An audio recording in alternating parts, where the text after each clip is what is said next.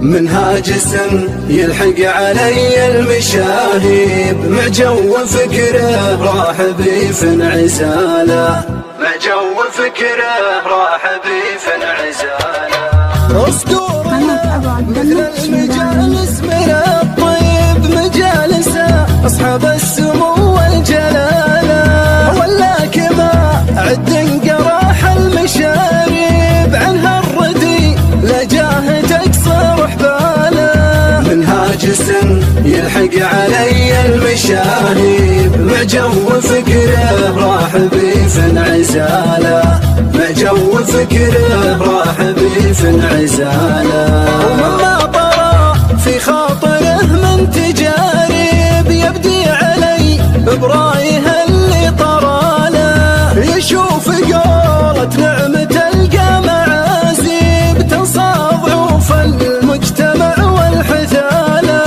يا نعم مالك من وراهم مكاسيب، رجالهم ما سر حتى عياله، رجالهم ما سر حتى عياله. استفضحيهم يا وجيه العذاريب، واستنقديهم يا فعول الهزالة.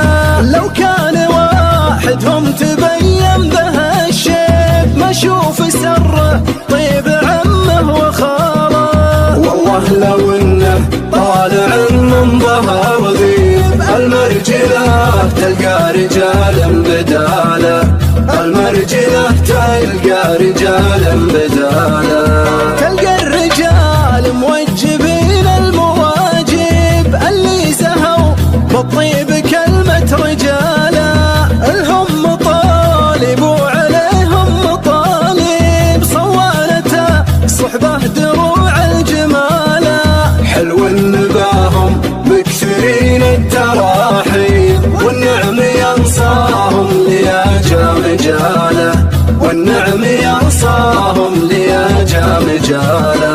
ولا يلحقه للطيب شك ولا ريب، معهم ردي القلب عزي لحاله. ويا مصغي الهرجي بعد جاب ترتيب، دوك المثل يلي فهمت الرساله.